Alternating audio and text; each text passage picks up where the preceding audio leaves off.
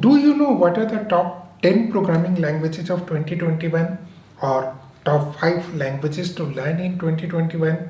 If not, you don't worry because this is the time of the year when you will be bombarded with lots of articles and videos stating that what are the top 5 or 10 programming languages of 2021.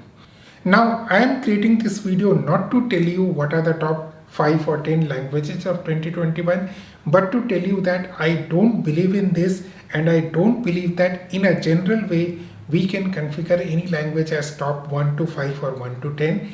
And I am going to tell you my rationale for the same so that you can take an informed decision once you come across all these kind of information.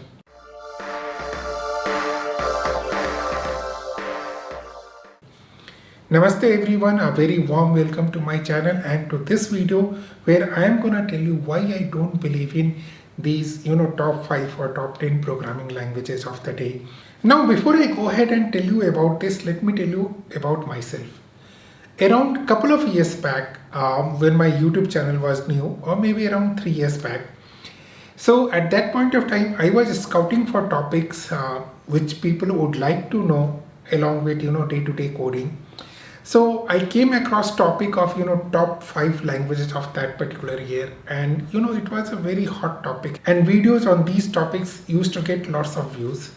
So as a new YouTuber, I also decided to create a video on top 5 languages of that particular year, and I did it, I believe, couple of times, okay, for 2 years I believe. And how did I do that? I went to Stack Overflow survey. I again browsed through the internet to gather some more information, and I consolidated those information and share the same with all of you. Now I realized after some point of time that there is something wrong in it.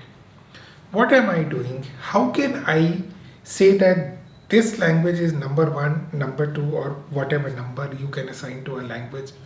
What are my credentials? Yes, you heard it right.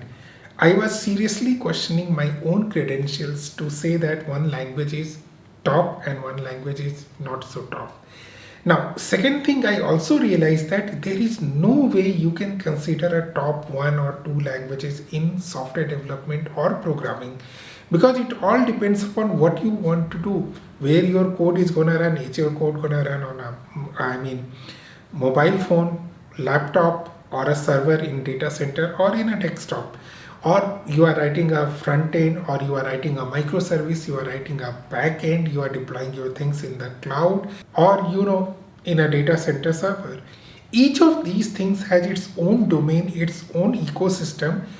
It might be possible to say that in this ecosystem, in these kind of requirements, these are the languages which are being preferred, and this is the one which is being used more and maybe more suitable for that particular area or domain. But there is no way in general we can say that this is top 1, top 2, and top 3. So first of all, I realize that generalization is bad as far as programming languages are concerned. And second thing about credentials.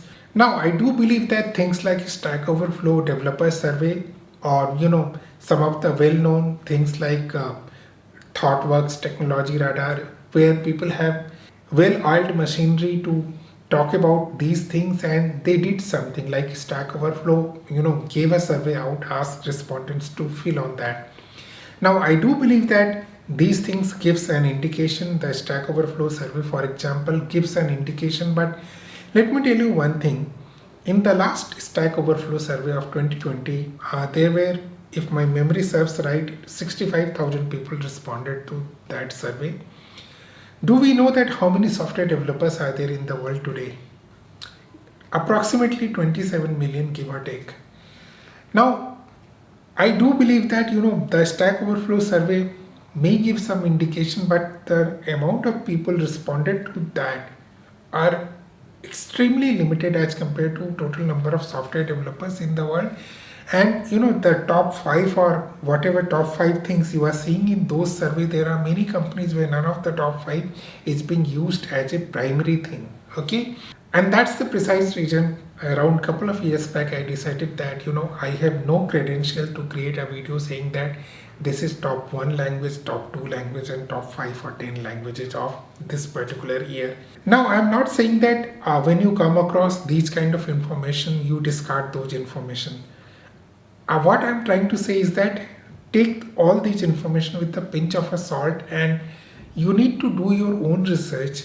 And believe me guys, in software development, at least things are still very open, things are very transparent. I mean, somebody can just go ahead and see the job portals about a particular technology, about a particular programming language, and you can do your own research and you can validate the facts. Okay, so, and also things are different in different areas, things are not uniform across the world, depending upon the area you live in, or the kind of organizations operate in your area, or the kind of organizations you are looking for as a prospective employer.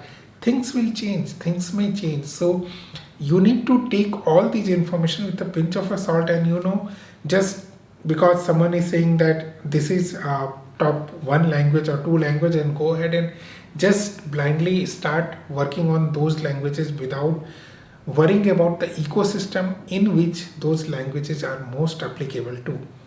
Now, every language has its own applicability in some or other ecosystem. I honestly recommend you that instead of looking into top 1 or top 10 or top 5 languages of a particular year, you just see where your interest lies, what is your expertise, where you want to get your hands on in future, and in that ecosystem try to evaluate what are the things that will be bit future proof, maybe next 3 to 5 years time frame, where if you work hard to learn it, acquire new skills, it might be helpful and useful.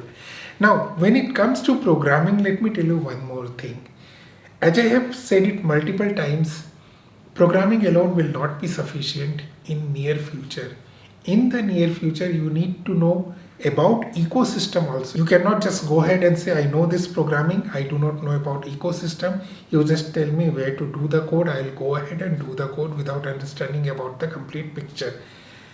I believe this is gonna hurt your chances, your career prospects in coming future. So when you choose a programming language, you need to also choose some aspect of the ecosystem. Even if you may not become an expert in everything, and nobody can, but an awareness is extremely important for you to compete in that particular ecosystem and prosper in that particular ecosystem. So that's all I wanted to talk to you today.